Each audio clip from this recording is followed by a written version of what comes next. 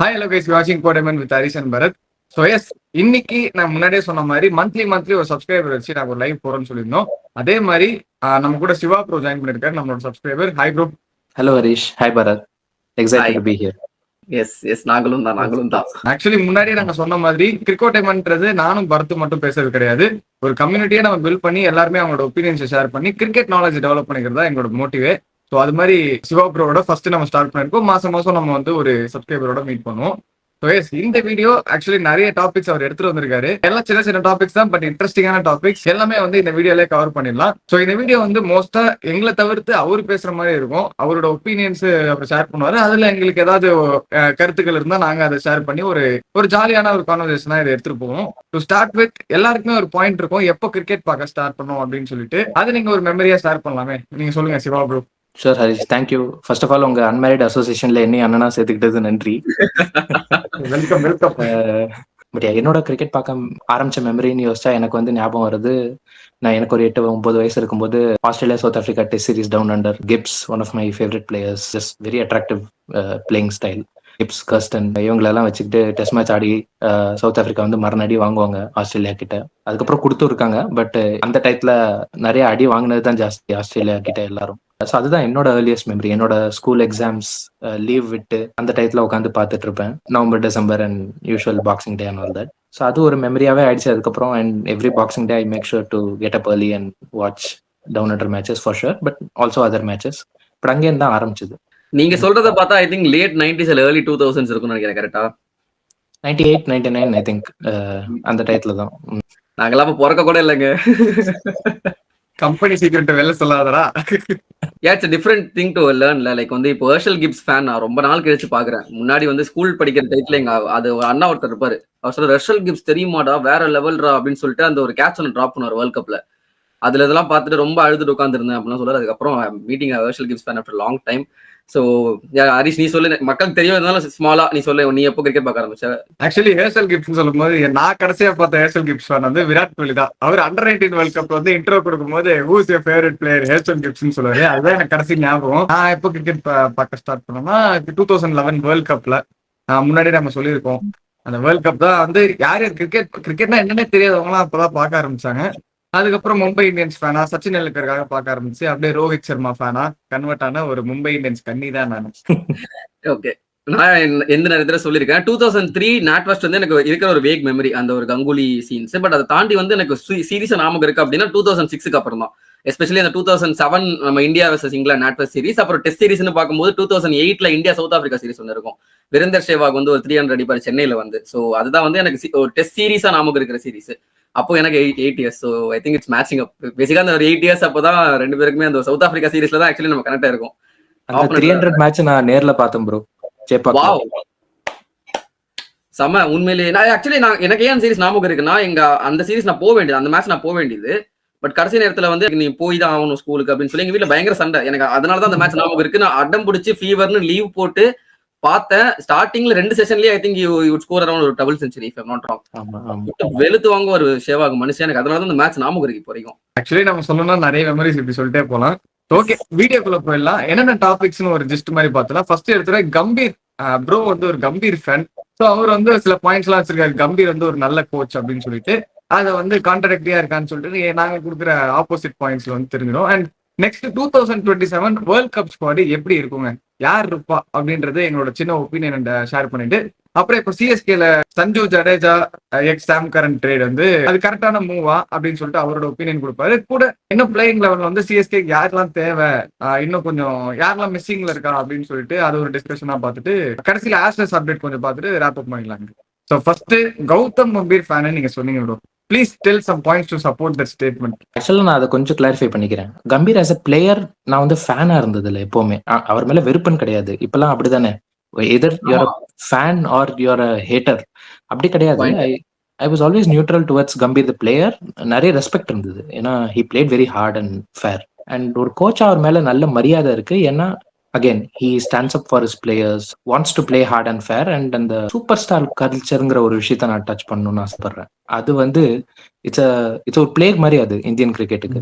அதனால தான் Indian cricket famous ஆச்சு. அதனால தான் we are one of the top nations. எல்லாமே ஓகே தான். பட் அது கேமை தாண்டியும் கொஞ்சம் பெருசா போகுதோ அந்த சூப்பர் ஸ்டார் கல்ச்சருங்கிற மாதிரி ஒரு சின்ன தாட் எப்பவுமே எனக்குள்ள இருந்துகிட்டே இருக்கும்.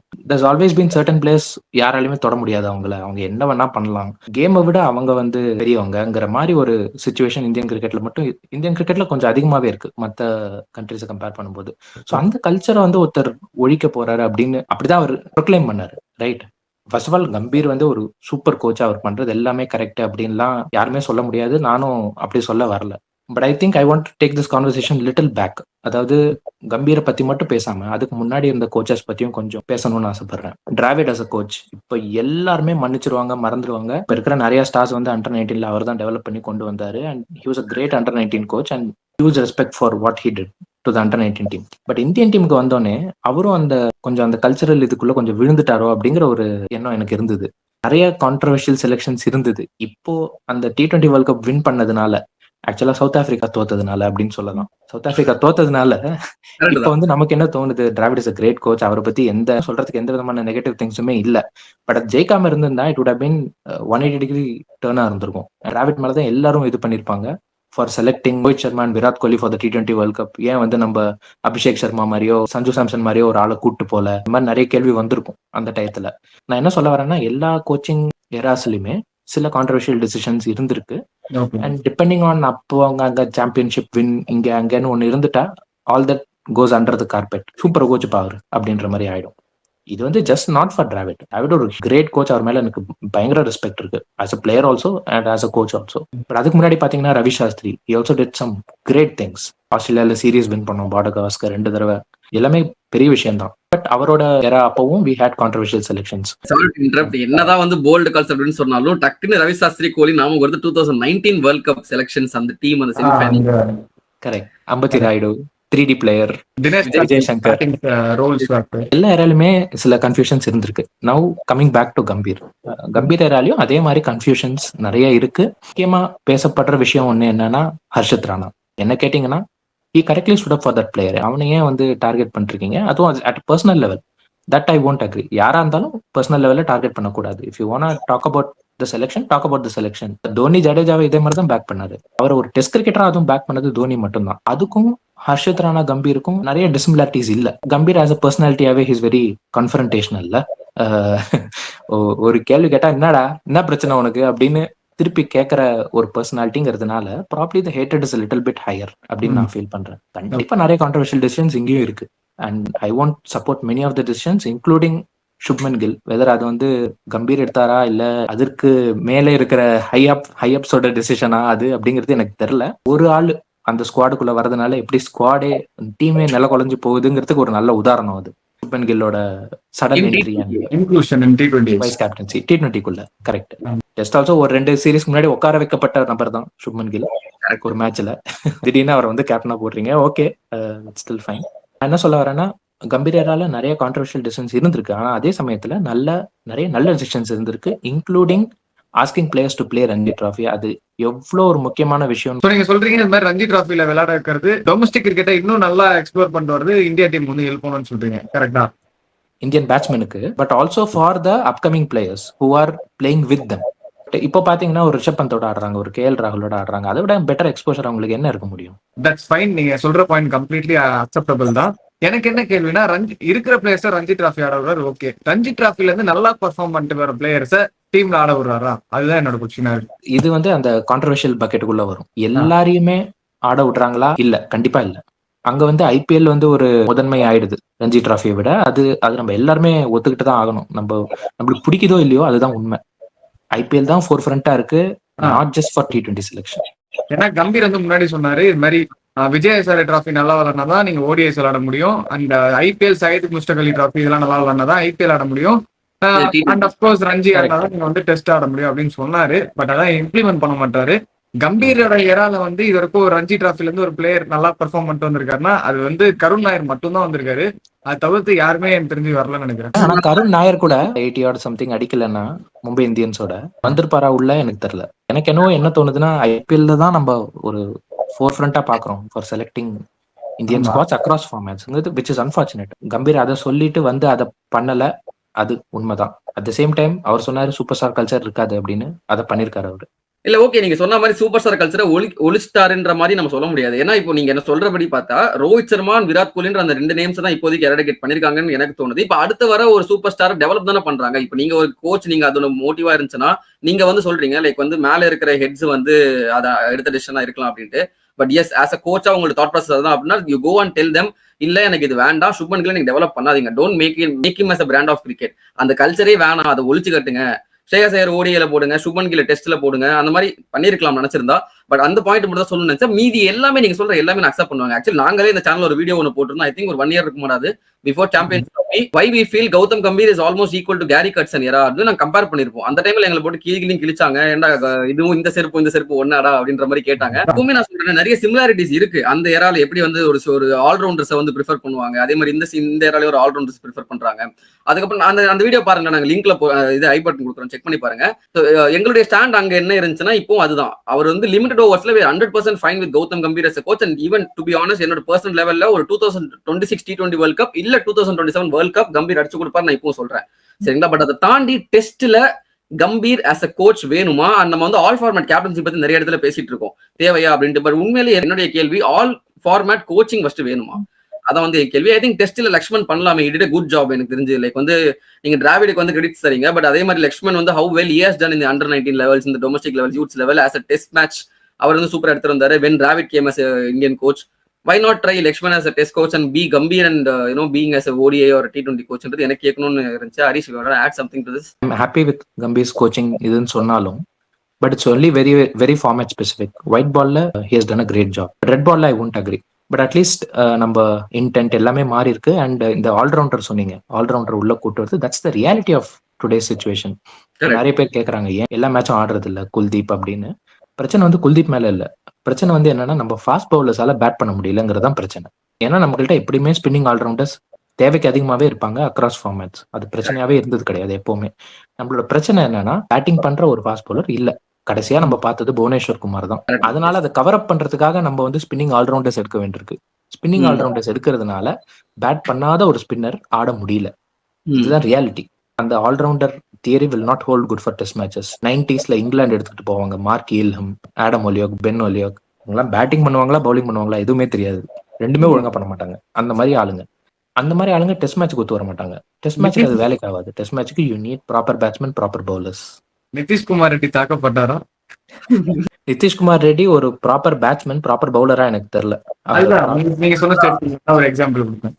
ஆமா கண்டிப்பா, பீப்புள் மேல கான்பிடன்ஸ் வச்சு அவங்களை கொண்டு வந்தீங்கன்னா அவங்க டெவலப்பும் ஆகலாம். இப்ப சிவம் துபே பாருங்க, 4 வருஷமா சிஎஸ்கே காட்டிருக்காரு, 3 வருஷமாவோ என்னவோ.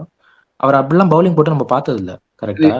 எக்ஸ்கியூஸ் மீ, நீங்க வந்து சிஎஸ்கே ஃபேன் எனக்கு தெரியும், நம்ம அப்புறம் பேசுவோம் அதை பத்தி. ஆனா அவர் பவுலிங் போட்டு நம்ம பார்த்தோம், அந்த மேட்சை பார்த்துட்டு எப்பா சாமி நீ பவுலிங்கே போடாதுன்னு முடிவு பண்ணது நம்ம தான். கரெக்ட். சோ அவர் மேல இப்ப எப்படி வந்து டிம் டேவிட பவுன்ஸ் அவுட் பண்ற அளவுக்கு எப்படி வந்தாரு? இதுதான் ஆக்சுவலி மார்னிங் கிரெடிட் தரணும் டு பி ஆனஸ்ட். அது சொல்ல ஹரிஷ். எஸ், ஆக்சுவலி சிஎஸ்கேக்கு வந்து அவர் பிராக்டிஸ் பண்றாரு பவுலிங், பட் ஆனா போடாம வச்சிருந்தாங்க. ஒரு நல்ல பவுலரா சேவ் பண்ணிட்டு அதுக்கப்புறம் போட விடலாம் ப்ராப்பரா அப்படின்னு சொல்லிட்டு. அது வந்து எனக்கு இப்ப என்ன தோணுதுன்னா, சிவம் துபே வந்து அந்த கான்ஃபிடன்ஸை கொடுத்து அவரை நர்ச்சர் பண்ணிருக்காங்க. அந்த வெறும் அந்த டிம் டேவிட பவுன்ஸ் அவுட் பண்ணதுனால மட்டும் சொல்லல. அதுக்கு முன்னாடி ஒரு ஸ்லோவர் பால் போட்டாரு, ஒரு 110 சிக்ஸ் போச்சு, 110 மீட்டருக்கு போச்சு. எவ்வளவு கிலோமீட்டர் போட்டா அவ்வளவு மீட்டர் போச்சு. அதுக்கு அடுத்த பால் ஒரு ஃபாஸ்ட் பவுன்சர் 120 தான் போட்டாரு. But still he didn't expect it. இப்ப நீங்க ஆல்ரவுண்டர்ஸ் ஆல் த வேர்ல்டு பாத்துக்கிட்டீங்கன்னாலும், மார்க்கஸ் ஸ்டாய்னிஸ் எடுத்துக்கோங்க, இல்ல சவுத் ஆப்பிரிக்காலே வியான் மோல்டர் எடுத்துக்கோங்க, யாருமே வந்து 140 150 எல்லாம் கிடையாது. பென் ஸ்டோக்ஸே மேக்ஸிமம் 135 136 அவ்வளவுதான் போடுவாரு. நம்ம என்ன பாக்குறோம், எனக்கு ஒரு ஆல்ரவுண்டர் வேணும், அவன் வந்து பேட்டிங்ல வந்து ஜாக்ஸ் காலிஸ் மாதிரி இருக்கணும், பவுலிங்லயும் ஜாக்ஸ் காலிஸ் மாதிரி இருக்கணும்னா ஜாக்ஸ் காலிஸ் ஒருத்தர் தான். இந்த பாயிண்ட் நான் அக்செப்ட் பண்ணிப்பேன். லைக் வந்து பேட்ஸ்மேன் வந்து பேட்டிங் மட்டும் இல்ல பவுலிங்கும் பண்ணலாம், பவுலர்ஸ் வந்து பேட்டிங்ல ஃபோக்கஸ் பண்ணலாம். அந்த பாயிண்ட்லாம் வந்து லிமிடெட் ஓவர்ஸ்ல இட்ஸ் வெல்கம். பட் ஆனா டெஸ்ட் கிரிக்கெட்ல அது கொஞ்சம் வேலைக்கு ஆகாது. அதை தாண்டி வந்து கம்பீர் ஒயிட் பால் என்ன புதுசா பண்ணிட்டாரு அப்படின்ற ஒரு கேள்வியும் இருக்கு எனக்கு. அந்த T20 வந்து சுப்மன் கில்ல வந்து ஜெய்ஸ்வாலுக்கு பதில் விளையாட வைக்கிறது. Because Jaiswal is better player தான் Shubman Gill in T20 as a ஓப்பனரா நான் சொல்றேன். ஸோ பர்சனலா என்னோட ஒப்பீனியன். இப்போ வந்து சுப்மன் கில்மே பெர்ஃபார்ம் பண்ணிட்டு இல்லாதப்போ மேபி ஒரு ஜெய்ஸ்வாலுக்கு நடுவில் இப்போ நீங்க சாம்சன் 4 மேட்ச் நல்லா விளாட்னா உட்கார வச்சுட்டு ஜித்தேஷ் சர்மா ஆட விடுறீங்க. அந்த மாதிரி ஏன் நீங்க ஜெய்ஸ்வால் விளையாட விடக்கூடாது, கில் வந்து சரியா விளையாடல இப்போ அப்படின்ற பட்சத்துல அப்படின்ற ஒரு கேள்வி இருக்கு. கண்டிப்பா. அந்த ஹர்ஷித் ராணா நீங்க முன்னாடி சொல்லியிருந்தீங்க, அவர் வந்து சப்போர்ட் பண்ணி பேசியிருந்தாரு. இட்ஸ் a குட் திங், அது பேசணும். நாங்க முன்னாடியே சொன்ன மாதிரி அது ஹர்ஷித் ராணாக்கு மட்டும் பேசக்கூடாது, மற்ற பிளேயர்ஸ் எல்லாரும் யாரெல்லாம் புல்லிங் ஆறாங்களோ எல்லாரும் பத்தி பேசணும். இதுக்கு முன்னாடி கேதார் ஜாதவ்லாம் ஹர்ஷித் ராணா ஒண்ணுமே இல்லை. கேதார் ஜாதவ் சிஎஸ்கே டைம்ல விளையாடினப்போ ரொம்ப மனுதான் எழுதி போட்டாங்க, இது மாதிரி சிஎஸ்கே விளையாடக்கூடாது அப்படின்னு சொல்லிட்டு அவங்க ஃபேமிலிக்கு த்ரெட் கொடுக்கறதா இருக்கட்டும், அந்த மாதிரி நிறைய விஷயம் நடந்துச்சு. அண்ட் இன்னொரு விஷயம், T20ஸ்ல நம்பர் 1 இருக்கிற ஒரு பவுலர் ஹர்ஷதீப் சிங் வந்து விளையாடுறது அதுவுமே ஒரு கொஸ்டினபிளா தான் இருக்கு. எதுக்கு வந்து நீங்க ஹர்ஷித் ராணா சான்ஸ் கொடுக்கறதுலாம் ஓகே, நம்பர் 1 பவுலர் ஆல்ரெடி இருக்கா, அவனை உட்கார வச்சு தான் ஹர்ஷித் ராணா சான்ஸ் கொடுக்கணுமா அப்படின்ற கொஸ்டினும் இருக்கு. அதுதான் ஆக்சுவலி ஹேட்டடுக்கே காரணம். ஆக்சுவலி நம்ம இங்க யாருமே ஹர்ஷித் ராணா வந்து பர்சனலா யாருமே பேஷ் பண்ணல, இவன் வந்துடவே கூடாது அப்படின்னு யாருமே சொல்லல. சரிங்களா, பேசிக்கா இருக்கிற கோவம் என்னன்னா, ஏன்டா நீங்க ஹர்ஷ்தீப் சிங் மாதிரி ஒரு பவுலரை வச்சுக்கிட்டு நீங்க ஹர்ஷித் ராணாக்கு இவ்வளவு சான்ஸ் கொடுக்குறீங்களா, அப்போ டொமஸ்டிக் கிரிக்கெட்ல வேற யாருக்குமே அவன் அந்த அளவுக்கு வந்து டேலண்ட் இல்லையா அப்படின்ற மாதிரி தான் ஒரு கேள்வி. மத்தபடி நீங்க சொன்ன எல்லா பாயிண்ட்டுமே வந்து அக்செப்டபிள் தான். நீங்க என்ன நினைக்கிறீங்க? I mean Laxman maybe try பண்ணலாமா டிஃபரெண்டா, இல்ல you still want GG to continue as a test coach as well? Test மேட்ச்ல எனக்கு தெரிஞ்சு டிராவே இருந்துக்கலாம் தோணுது. நீங்க சொல்றது எல்லாமே டெஃபினெட்லி கரெக்ட் தான். The only thing is I'm happy that at least ஏதோ கொஞ்சம் அளவுக்காவது ஏதோ ஒரு மூவ்மெண்ட் இருக்கு சூப்பர் ஸ்டார் கல்ச்சர் விஷயத்துல. மாற வேண்டியது அவங்க மட்டும் இல்ல, மாற வேண்டியது நம்மளும் தான். இப்ப சில பேர் வந்து ரோஹித் சர்மா விராட் கோலி போயிட்டு விஜய் சார் ஆடணுமா, ஏன் ஆடணும் அப்படின்றாங்க. நீங்க மத்த ஃபார்மேட் ஆடலன்னா you have to play domestic, you have to play some kind of matches, you have to be in form. And நீங்க ஃபார்ம்ல இல்லைன்னா நீங்க எடுக்கப்பட மாட்டீங்க, நீங்க விளையாடவும் இல்லை. ஆனா எனக்கு ஆட்டோமேட்டிக்கா ஒரு இடம் வேணும் டீம்ல அப்படின்னா you're saying that you're bigger than the team game. அது நடக்காது. அது யாரா இருந்தாலும் சரி, சுப்மன் கில்லா இருந்தாலும் சரி, ஹிப்போக்ரிட்டிக்கலா தான் இருக்கு சுப்மன் கில்ல ப்ரமோட் பண்றது. பட் அது கம்பீரோட டிசிஷன் தான் நமக்கு தெரியாது. நினைச்சா வாய்ஸ் அவுட் பண்ணலாம், அதுதான் நாங்க சொல்றோம். பட் தெரியல, ஏதோ சொன்னாரு இது மாதிரி கடல்ல கட்டி விட்டு அமுச்சு விட்டோம் கில்ல இங்கிலாந்து டெஸ்ட்ல, அவர் வந்து இப்போ வந்து மாஸ்டர் ரைட்டர் அப்படின்ற மாதிரி ஏதோ சொல்லியிருந்தாரு. நீங்க வந்து அப்படி ஒருவேளை கம்பீரோட டிசிஷன் இல்ல அப்படின்னா don't take credits when Gill is performing. Simple சொல்லிட்டு அடுத்து போயிடுவோம். ஓகே, நெக்ஸ்ட் வந்து 27ல நடக்க போற அந்த ODI வேர்ல்ட் கப் தான் எல்லாரும் எதிர்பார்த்து கொண்டிருக்க அந்த வேர்ல்ட் கப். அதுக்கான ஸ்குவாட் எப்படி இருக்கும், யாரெல்லாம் இருப்பா, இதெல்லாம் நடக்குமா அப்படின்றத ஒப்பீனியன்ஸ் இருந்துச்சுன்னா சொல்லுங்க ப்ரோ. ஸோ ஓப்பனர்ஸ்னு பார்த்தீங்கன்னா I think we are very clear at this பாயிண்ட்னு சொல்லணும். அது வந்து போல்டில் சொல்லணும்னு நினைக்கிறேன். Rohit Sharma, Gill is going to open and Kohli is going to be our number 3, Shreyas Iyer is going to be number 4. அது மாறாது. நம்பர் 5லேருந்து குளறுபடிகள் ஆரம்பம். KL ராகுல் ஏன் நம்பர் 5ல ஆட வைக்கக்கூடாது, இல்லை நம்பர் 4ல ஆட வைக்கக்கூடாதுன்னு கூட சில கேள்விகள் இருக்கு, எஸ்பெஷலி கண்டிஷன்ஸ் சேலஞ்சிங்காக இருக்கும்போது. பட் அவங்க ஐடென்டிஃபை பண்ணிட்டாங்க கிளியரா, KL ராகுல் is going to be a lower middle order batter அப்படின்னு. ஸோ அவர் அங்கேயே வந்துட்டு போட்டோம். ராகுல் ஷுவர் ஷாட் டீம்ல இருப்பாரு. ஸோ 5 பேர் ஆயிடுச்சு இதோட. இதுக்கப்புறம் பார்த்தீங்கன்னா நம்ம ஸ்ட்ரக்சர் எப்படி இருக்க போகுது, we going to go with 2 spinners, 3 fast bowlers, அந்த மாதிரி with one allrounder. Obviously you have your allrounders. இப்போ டிசைட் பண்ணிட்டாங்க, ஜடேஜா வந்து கிடையாது, இனிமே அக்சர் தான் போறாங்க. Axar is sure shot and Hardik Pandya is sure shot. அதாவது ஃபிட்டா இருந்தாருன்னா, எப்பவும் போல நடு டோர்னமெண்ட்ல விட்டு போயிட்டாருன்னா அப்புறம் சிவன் துபே உள்ள வந்துருவாரு. நிதிஷ்குமார் ரெட்டின்னு ஒருத்தர் இருக்கான் பேக்கப்ல, நெக்ஸ்ட் பண்ணி பிராண்ட் பண்ணிட்டு இருக்காங்க. அது ஓடிஐல எனக்கு தெரியலங்க. ஷார்ட் விண்டர் பேக் இன் ஆஸ்திரேலியால போறப்போ நிதிஷ்குமார் ரெட்டி தான டீம்ல இருந்தாரு without Hardik Pandya when he's not there. So I think that's what they are seeing. நீங்க சிவம் துபே T20 ஓகே, வேர்ல்ட் கப்னு பாக்குறப்போ I think they are preferring giving importance to Nitish Kumar Reddy. Yes, so that's 7 players already done. And 2 bowling slot ஆயிருக்கு இது வரைக்கும். You have 4 more bowling slots to win. இப்போ இங்கதான் கேள்வி வருது, they'll play 2 more pacers for sure. ஒன்னு வந்து பும்ரா for sure. இந்த அஷ்தீப்போட ரொம்ப வேலிட் பாயிண்ட் வச்சிங்க T20ல. நம்ம போன டாபிக் பேசும்போது ஏன் ஆட மாட்டேங்க, number 1 T20 bowler, of course ஆடணும். T20ல இஸ் டன் வெரி வெல் IPLல, so he should play. But ODIsல I'm not so sure. அவர் ஐ திங்க் 2-3 ODI தான் ஆடி இருக்காரு. அண்ட் ஸ்விங் இல்லைன்னா he's a very very ordinary bowler. South African pitches எப்படி இருக்கும் நமக்கு தெரியல வேர்ல்ட் கப்புக்கு. இஃப் இட் சப்போர்ட் ஸ்விங், அவர் போன தடவை சவுத் ஆப்பிரிக்கா போனப்போ சூப்பரா போட்டாரு. அந்த மாதிரி போட்டாருன்னா ஹீஸ் அன் ஆப்ஷன். இல்லாட்டி probably they'll go back to சிராஜ்னு தான் எனக்கு தோணுது. 2 ஃபாஸ்ட் பவுலர் ஆயிடுச்சு. இப்போ இந்த மிச்ச 2 பிளேயர்ஸ் வச்சுட்டு என்ன பண்ண போறோம்? விசிறிகளின் குரல் குல்தீப் யாதவ் ஆடுவாரா ODI வேர்ல்ட் கப்ல? சவுத் ஆப்பிரிக்கா மாதிரி ஒரு இடத்துல குல்தீப் யாதவ் எவ்வளவு எஃபெக்டிவா இருப்பாரு எனக்கு தெரியல. ஒரு கிளீஷே இருக்குல்ல கிரிக்கெட்ல, நீங்க வந்து ஒருத்தரை ஆட வைக்கல டீம்லனா அவர் வந்து திடீர்னு சூப்பர் பிளேயர் ஆயிடுவாரு ஃபேன்ஸை பொறுத்த வரைக்கும். ஆனா அவர் போய் ஆடும்போது அவர் பார்த்தீங்கன்னா சுமாரா தான் ஆடுவார். குல்தீப் யாதவ் சுமார்னு சொல்ல, அவர் கிரேட் பவுலர். அவர் வந்து ODI வேர்ல்ட் கப்ல ஒரு ஹியூஜ் விக்கெட் டேக்கரோ இல்ல கேம் சேஞ்சரோன்னு சொல்றதுக்கு நமக்கு எந்த எவிடன்ஸும் இல்லை. இந்த மேனேஜ்மெண்ட் எப்படி யோசிக்கும்னா ஒரு பேட்டிங் ஸ்பின்னரை எடுத்துட்டு போலாம் அந்த ஸ்பாட்ல அப்படின்னு தான் யோசிக்கும். தி அதர் பிளேஸ் இஸ் எனிவன்ஸ் கால். அது ஒரு ஃபாஸ்ட் பவுலராகவும் இருக்கலாம், இல்ல ஒரு ஸ்பின்னராகவும் இருக்கலாம். ஆக்சுவலி ஒரு batter who can spin, who can bowl, maybe Hardik Nitish Kumar Reddy 2 பேரும் கூட எடுத்துட்டு போறதுக்கு வாய்ப்பு இருக்கு. 2 பேரையும் கூட எடுத்துட்டு போக வாய்ப்பு இருக்கு. ஸோ தட் கம்பீருக்கு அது பிடிக்கும்ல, 9 பவுலிங் ஆப்ஷன் வச்சுக்கிட்டு 10 பேட்டிங் ஆப்ஷன் வச்சுக்கிட்டு. ஆக்சுவலி நீங்க சொன்னதுல எனக்கு கொஞ்சம் எதிர்கருத்துகள் இருக்கு. ஃபர்ஸ்ட் வந்து நிதிஷ்குமார் ரெட்டி எனக்கு தெரிஞ்சு தேவையே இல்லைன்னு நினைக்கிறேன். அவர் கொடுத்த சான்சஸ் வந்து மற்ற பிளேயர்ஸோட ஜாஸ்தி, அதை வந்து சரியா யூஸ் பண்ணிக்கல. ஐ எம் அகைன்ஸ்ட் நிதிஷ்குமார் வச்சுக்கோங்க. ஸோ எனக்கு அவர் தேவையா அப்படின்ற ஒரு கொஸ்டின் இருக்கு. நெக்ஸ்ட் ஹர்ஷ்தீப் சிங் சொன்னீங்க. ஹர்ஷ்தீப் சிங் வந்து நீங்க அவர் டெத் பவுலராகவும் இருந்திருக்காரு, மிடில் ஓவர்ஸ்ல நல்லா போட்டிருக்காரு, நம்ம பார்த்திருக்கோம், T20s பார்த்திருக்கோம். பட் இது நீங்க என்னதான் ஓடிஐஸ்ன்னு சொன்னாலுமே இன்கன் போல் சம்வாட் குட், ஆவரேஜா போடுற ஒரு நல்ல பவுலர் தான் ஒரு ஓல் பால்ல. ஸோ அதுவும் இல்லாம ஒரு எக்ஸ்பீரியன்ஸ் பவுலர். அவரை நீங்க வந்து ஒரு லெஃப்ட் ஆர்ம் பவுலர், இப்போ நீங்க வந்து ஓடிஐஸ்ல வந்து எல்லாமே ரைட்டா வச்சுக்கிட்டு ஒரு கேப்டனுக்கு ஆப்ஷன்ஸ் இல்லாம லைக் ஒரு லெஃப்ட் ஆர்ம் பவுலர் எடுத்துட்டு போங்க. லெஃப்ட் ஆர்ம் பவுலர் எதுக்கு நீங்க மிஸ் அவுட் பண்றீங்க அப்படின்றது என்னோட கேள்வியா இருக்கு. ஸ்பின்னர்ஸ் நீங்க சொன்னீங்க குல்தீப் யாதவ் ஆடுறது டவுட்னு சொல்லிட்டு. ஒன்னு குல்தீப் ஆடுவாரு, இல்லைன்னா வருண் சக்கரவர்த்தி ஆடுவாரு. அது ஃபார் ஷுர். எனக்கு வந்து இந்த பாயிண்ட்ல வந்து ஷுவரா இருக்கு. இதை நான் அக்செப்ட் பண்ணிப்பேன். ஏன் வந்து இங்க வருண் சக்கரவர்த்தி சொல்றீங்கடா சவுத் ஆப்பிரிக்கால ஆடுறாங்க அப்படின்னா, இதே சவுத் ஆப்பிரிக்கால இதே குல்தீப் வருண் சக்கரவர்த்தி காம்போ தான் டீரெயில் பண்ணிச்சு சவுத் ஆப்பிரிக்காவை. Yes, the format was different, it was T20, நான் ஒத்துக்கிறேன். ஆனா ஓடிஐலயும் இப்போ ஆக்சுவலி சவுத் ஆப்பிரிக்கான உடனே இவரு சிவா ப்ரோ பார்க்க ஆரம்பிச்சு அந்த 1990s ஏரா இருக்கிற பிச்சு இப்போ இல்ல. ஜோனஸ்பர்கே பாத்தீங்கன்னா டேர்ன் எடுக்குது, கேப் டவுன் பாத்தீங்கன்னா டேர்ன் எடுக்குது, பால் ஃபுல்லா டேர்ன் தான் இப்போ போர்ட் எலிசபெத் ஃபுல்லா. ஸோ அப்படி இருக்கும்போது வை நாட் ட்ரை தட் அந்த காம்பினேஷன்? இல்ல வந்து 2 பேர் எடுத்துட்டு போறது கஷ்டம், ஆஃப்கோர்ஸ் இல்ல, மேபி ஒருத்தர் அவங்க ட்ரை பண்ணுவாங்கன்னு தோணுது. செகண்ட், என்னோட ஒப்பீனியன்ல சொல்றேன், KL ராகுல் விக்கெட் கீப்பர் ஸ்லாட் கன்ஃபார்ம், சரிங்களா? ஆனா KL ராகுலுக்கு ஒரு பேக்கப்பா ஐ வுட் கண்ண மூடிட்டு I would pick Sanju Samson because he has performed really really well in South Africa whenever he was given a chance. T20ல அந்த 2 செஞ்சுரி அடிச்சாரு. ODIல அவர் ஆடின கடைசி மேட்ச்ல century in South Africa. That guy can play. ஒரு KL ராகுலுக்கு ஒரு backup. I don't want him in the lineup or something, but take him as a backup wicket keeper instead of Rishabh Pant. Rishabh Pant of course he is the legend, நான் இல்லன்னு சொல்ல, fans அடிக்க வருவீங்க தெரியும். But அதை தாண்டி south ஆப்பிரிக்கான்னு வரப்போ அந்த ஒரு சூப்பர் ஸ்டார் கல்ச்சர் எல்லாம் வேணாம் அப்படின்னு மைனஸ் பண்ணிட்டு பாத்தீங்கன்னா Sanju Samson has done well, so why not pick him அப்படின்னு சொல்றேன். நீங்க சொன்ன அந்த ஒரு நம்பர் 8 ஸ்லாட் அதுதானே வந்து பெண்டிங்ல இருந்துச்சு. அங்க வந்து அவங்க எப்படி போவாங்கன்றத நான் சொல்றேன். பட் எனக்கு அது வந்து உடன்பாடு தான் ஹர்ஷித் ராணா பேசிக்கா. ஸோ வந்து தட்ஸ் வை டெவலப்பிங் இவங்க சவுத் ஆப்பிரிக்கன் கண்டிஷன்ஸ்ல ஹர்ஷித் ராணா தேவைப்படுவாரு. நான் இப்ப சொல்றேன் 2027 world cup is going to play and is going to play really well.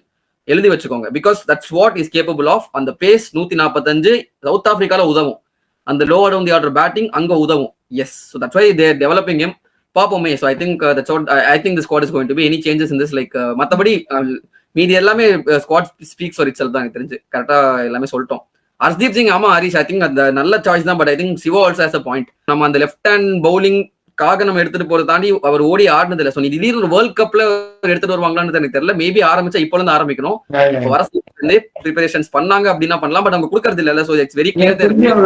Best ஃபார்மேட்லயே அவர் விளையாடுறது இல்ல. சொல்ல வந்தேன். ஸோ நெக்ஸ்ட் வந்து அந்த ட்ரேடு தாங்க, CSK ஜட்டு சாம்சன் ட்ரேடு தான். ஸோ அதுல உங்க ஒப்பீனியன்ஸ் ஃபர்ஸ்ட் நீங்க சொல்லுங்க. அதுக்கு முன்னாடி நாங்க வீடியோல சொல்லிட்டோம். இன்கேஸ் நீங்க கவனிக்கல அப்படின்னா வந்து ஒரு CSK ஃபேன் என்ன போல. ஸோ வந்து நீங்க சொல்லுங்க. CSK ஃபேன் தான் ஆப்வியஸ்லி. போன வருஷம் அவங்க ஆனது சுத்தமா மன்னிக்கவே முடியாதானா. பட் பரவாயில்ல, as a fan you take this இயர்ஸ்ல. ஜத்து விட்டு போறது பெரிய லாஸா CSKக்கு அப்படின்னா, as a batsman probably not. ஏன்னா அவர் சான்சஸ் ரொம்ப கம்மியா தான் இருந்துச்சு அவருக்கு ஆடும்போதும். Number 6 number 7 hardly gonna play 1 or 2 critical overs. But அதுக்கு தான் உங்ககிட்ட ஆளுங்க இருக்காங்க ஏற்கனவே. Jadeja as a bowler will definitely be missed. Definitely in Chepak 3 ஓவராவது போட்டுருவாரு. அது வந்து கண்டிப்பா மிஸ் பண்ணுவோம். இப்போ ஜடேஜா கரண்ட் 2 பேரையும் கொடுக்கும்போது அது வந்து கொஞ்சம் எனக்கு இதுவா இருக்கு. ஓகே, ஜடேஜா வெளில போறாரு, சாம்சன் உள்ள வராது, இட்ஸ் ஓகே. ஜடேஜா கரண்ட் வெளில போறாங்க, சாம்சன் உள்ள வராங்கன்னா அப்ப நீங்க யோசிச்சு பாருங்க, நம்மளோட டாப் வந்து ரொம்ப ஹெவி ஆயிடுச்சு. திருப்பி கைக்வாட், சாம்சன், ஆயுஷ் மாத்ரி இருக்கிற எல்லா பிளேயர்ஸுமே, பிரேவிஸ் எல்லாருமே நம்பர் 4 நம்பர் 5 குள்ளேயே இருக்காங்க. பட் அந்த 6 7 யார் ஆட போறாங்க இப்போ? தலைக்கு தெரியும் ப்ரோ. வாட் ப்ரோ, தலை ஆட வைக்கவே ஜடேஜா இப்ப எதுக்கு போக அப்படின்னு சொல்லிட்டு எப்படிதான் ஜடேஜா வந்து அவுட் ஆகுன்னு சொல்றீங்க சில ஃபேன்ஸ். ஜடேஜா கரண்ட் 2 பேரையும் கொடுத்துட்டு சாம்சன் எடுக்கிற அளவுக்கு அது ஒரு பெரிய ஆப்ஷனா? மேபி அவங்க சாம்சன் வந்து again long term captaincy and all that யோசிக்கலாம்.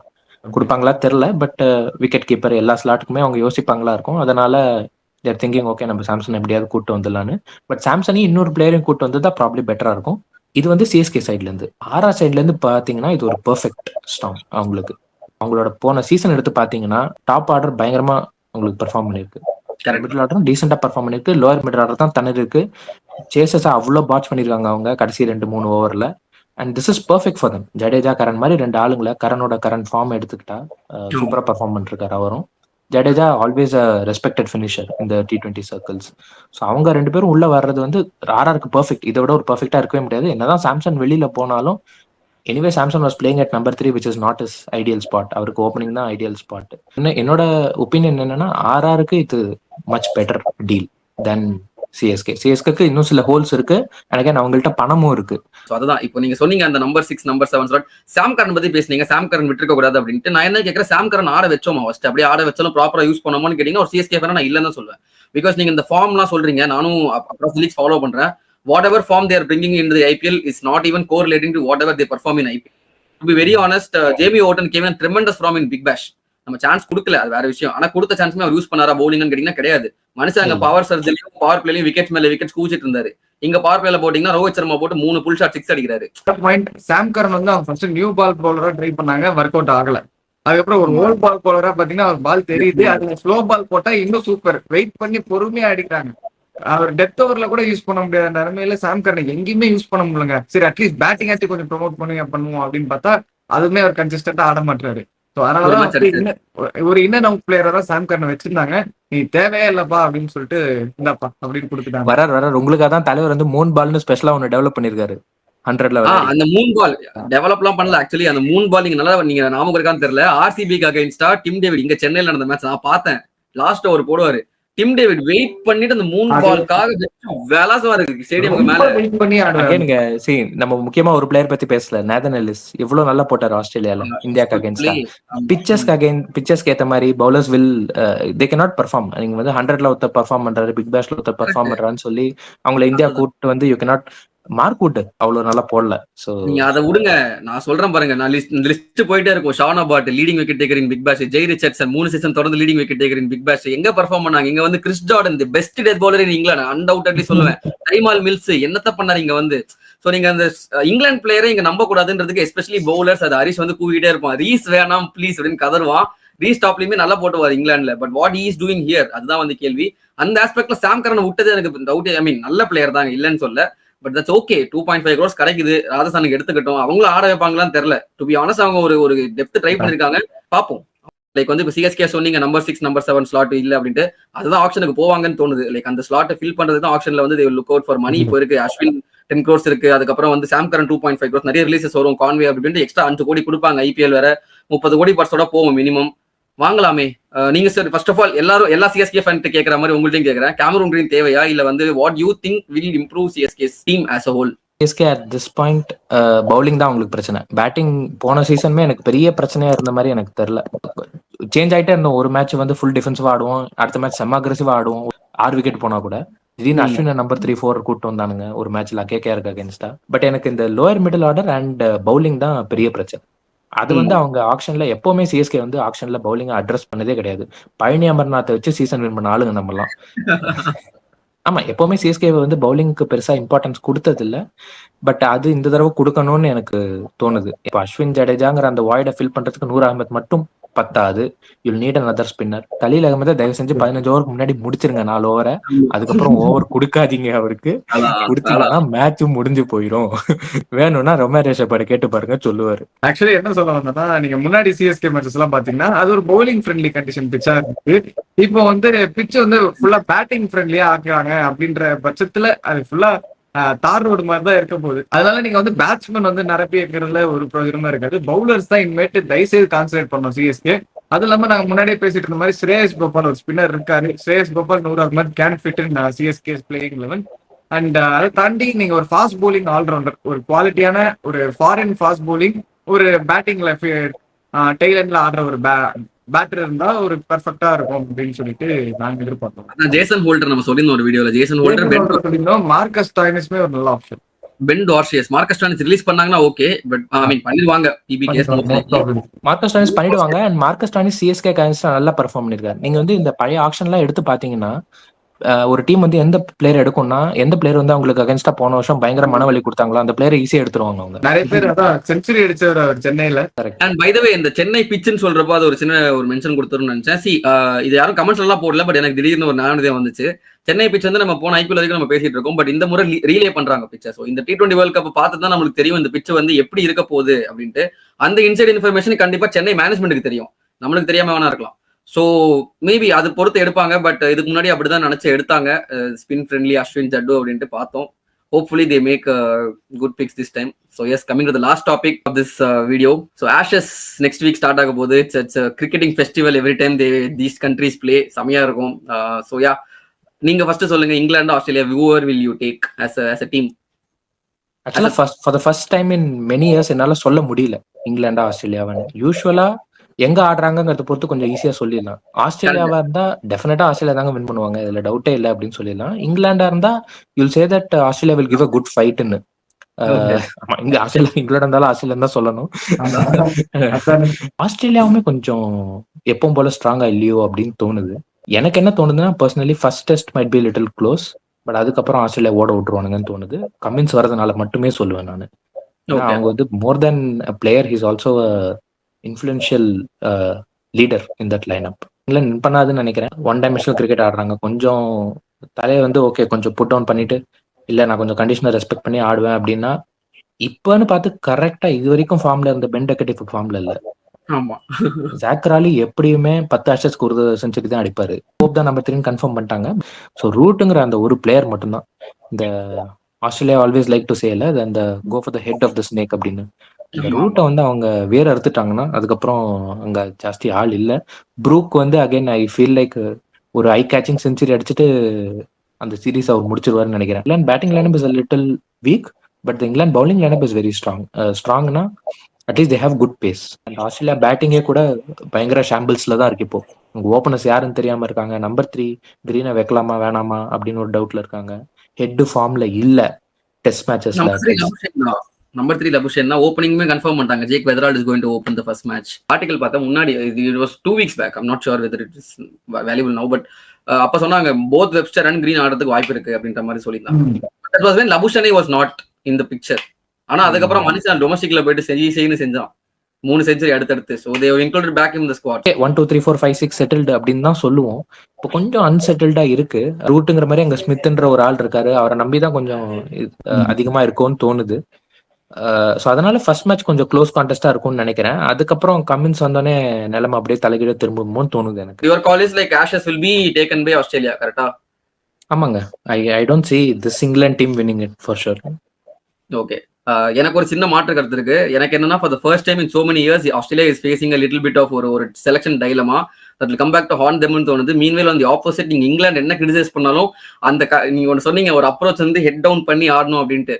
இது நீங்க வந்து ஒரு ஸ்பின் ஃப்ரெண்ட்லி ட்ராக் பயங்கர டாக்கா பிச்சிலே போயிட்டு அவனுங்க அப்படிதான் அடிச்சிட்டு இருப்பானுங்க. அந்த டீமே அப்படிதான், அந்த மென்டாலிட்டி அப்படிதான். பட் அதை தாண்டி இம்ப்ரூவ் பண்ணாங்க அப்படின்னா ஐ ஹேவ் அ ஃபீல் இங்கிலாந்து அந்த ஒரு ஆஷஸ்னு வரப்போ அந்த ஒரு ஃபைட் கொடுப்பாங்க கண்டிப்பா. நம்ம அது இங்கிலாந்துலயே பார்த்தோம், மட்டமான ஒரு டீமா இருந்துச்சு 2019 அப்போலாம். ஆனா வந்து சூப்பரா டஃப் கொடுத்தாங்க. ஸோ அந்த ஆஷஸ்னு வரப்போ அந்த மென்டாலிட்டி இருக்கும்.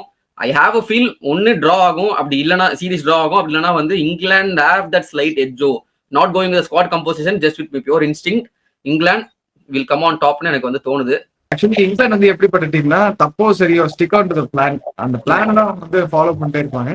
அண்ட் இங்கிலாந்து பவுலர்ஸ் அவர் சொல்லியிருந்தாரு ஸ்ட்ராங்கா இருக்காருன்னு சொல்லிட்டு. எனக்கு என்னமோ ஜோஃப் ஆர்ச்சர் ஸ்ட்ராங்கா இருக்காரா அப்படின்னு ஒரு கேள்வி இருக்கு. அவர் கொஞ்சம் மேனேஜ் பண்ணிருக்காங்க. ஆக்சுவலி சிவா ப்ரோ சொன்ன மாதிரி நம்ம இந்தியாவுக்கு அகைன்ஸ்டா ஆடுறது வச்சு மட்டும் நம்ம சொல்ல முடியாது. பட் எஸ் டன் ஒரு 6-7 months அவர் எங்கேயுமே அவர் ஆடல. 100ல வந்து ஒரு 4 மேட்ச் தான் ஆடினாரு. ப்ராப்பரா பார்த்து வச்சிருக்காங்க. இதுக்கு தான் ஆஷஸ்க்கு தான் ப்ரிப்பரேஷன் பண்ணணும், ரெடியா இருக்காங்க. அதான் எங்கேயுமே நீ சொன்ன பாயிண்ட் தான், எங்கேயுமே ஆடல, ப்ராப்பர் எக்ஸ்போசர் இல்ல, அப்புறம் எப்படி வந்து ஆஷஸ்ல வந்து ஒரு கம்பேக் கொடுக்க முடியும்? அதான் கேட்டு எனக்கு தெரிஞ்சு இங்கிலாந்து வந்து ஆஸ்திரேலியா ஜெயிக்கிறது கொஞ்சம் கஷ்டம் தான். So Australia have the higher chances, பார்ப்போம் எப்படின்னு சொல்லிட்டு. ஓகே, இந்த ஜடேஜா இதெல்லாம் கொஞ்சம் ஓல்ட் ஆயிடுச்சு. புது ட்ரேடுக்கு வருவோமா சொல்லுங்க. சின்னவர் to LSG and Lord to Mumbai Indians. எப்படிங்க இந்த மாதிரி ஒரு ட்ரேட் நீங்க பண்றீங்க ஹரி? சொல்லுங்க. Only MI can make this possible அப்படின்னு வந்து அஸ்வினி அவர் சேனல்ல சொல்லிட்டாரு. அவர் சேனல்ல அஷ்கி பாத்தன் ஒரு சேனல்ல சொல்லி டெலிட் பண்ணிட்டாங்க. இப்ப அந்த ஃபுட்டேஜ் போய் தேடி பார்க்காதீங்க, கமெண்ட்ஸ் சொல்வீங்க ப்ரோ அப்படிலாம் எதுவுமே இல்ல ப்ரோ, சும்மா அடிச்சுடாத ப்ரோ அப்படின்ட்டு டெலிட் பண்ணிட்டாரு. பட் சொன்னாரு அது கிரிக் பாசி ரீசனா கன்ஃபார்ம் பண்ணிருக்காங்க. சொல்லு ஹரிஷ். இல்லடா, பேசி வச்சு பாத்துக்கிறாங்கடா காசுக்காக, அவ்வளவுதான். ஏன்னா பரத் வந்து ஃபர்ஸ்ட் சொன்னப்போ எனக்கு வந்து நம்பவே முடியல, ஷாக்கா இருந்துச்சு. 2 வாட்டி கேட்டேன், யார் சின்னவர்னா யாரா, வேற யாராவது தீபக் சார சொல்றியா அப்படின்னா, இல்லடா நம்ம சின்னவர் ஓஜி சின்னவர் அர்ஜுன் டெண்டுல்கர் தான்டா அப்படின்னு சொல்லும்போது இம்பாசிபிள் அப்படின்ற மாதிரி தான் இருக்கு இந்த ட்ரேடு. இது ட்ரேடு மாதிரியே தெரியல, லைக் வந்து தேவைப்படுது பிளேயர்ஸ் எக்ஸ்சேஞ்ச் பண்ணிக்கிறாங்கன்ற மாதிரி இருக்கு. ஆமா இது இல்ல பட் ஆக்சுவலி எனக்கு கேள்வி வந்து மும்பை கிட்ட இல்ல, கேள்வி வந்து எல்எஸ்சி கிட்ட. எப்படா அதான் what are you smoking bro. என்ன யோசிக்கிறீங்க நீங்களா அப்படின்னு தோணுது. சரி okay, but whatever I think there என்ன ஆமா என்ன ஸ்ட்ரெங்தன் பண்ண ட்ரை பண்றாங்கன்னு தெரியல. அது வெறும் தாக்கூரை மட்டும் கொடுத்தா கூட பரவாயில்ல, அர்ஜுன் டெண்டுல்கரை வாங்குறதுன்றது மேபி அவங்க ஏதோ பாத்துருக்காங்க போல அர்ஜுன் டெண்டுல்கர். சோ பாப்போம். எனக்கு என்ன கேள்வினா, ஆப்ஷன்லயே வந்து டிசி ஒரு வாட்டி ஏத்தி விட்டாங்க பிரைஸ் அர்ஜுன் டெண்டுல்கர், அதை தவிர்த்து பேஸ் பிரைஸ் தான் அர்ஜுன் டெண்டுல்கர் எடுத்திருக்கோம். எப்படி ஒரு ட்ரேடுக்கு அர்ஜுன் டெண்டுல்கரை யோசிக்க தோணுது ஃபர்ஸ்ட், அதுதான் எனக்கு ஒரு கேள்வியா இருக்கு. இப்போ ரீசெண்டா கோவாக்கு நல்லா போலிங் போட்டுட்டு இருக்காரு, அதை பார்த்துட்டு திடீர்னு வந்து எடுத்துட்டாங்களா என்னன்னு தெரியல. சரி ஓகே அது சரி okay, actually it was a good conversation. நிறைய இன்சைட்ஸ் கொடுத்தாரு ப்ரோ, நல்லா போச்சு. ஸோ இது மாதிரி இன்ட்ரெஸ்டிங்கான வீடியோஸ் பார்க்கறதுக்கு நெக்ஸ்ட் மந்த் இன்னும் சப்ஸ்கிரைபரோட நான் வந்து உங்களை மீட் பண்றோம். நீங்களும் அந்த சப்ஸ்கிரைபர் நீங்களும் வந்து எங்க கூட ஜாயின் பண்ணணும் அப்படின்னு நினைச்சீங்கன்னா எங்களுக்கு மெயில் பண்ணுங்க, மெயில் ஐடி வந்து நாங்கள் கொடுத்துருக்கோம். So hope you guys like this video. இன்ட்ரெஸ்டிங்கான வீடியோஸ் நாங்கள் போட்டுட்டே இருப்போம். நீங்க பார்க்கணும்னு நினைச்சீங்கன்னா கிரிக்கோ டைம் ஒரு சப்ஸ்கிரைப் பண்ணி விட்டுருங்க, ஏன்னா சின்ன பசங்க நாங்க. எங்களை சப்ஸ்கிரைப் பண்ணுங்க.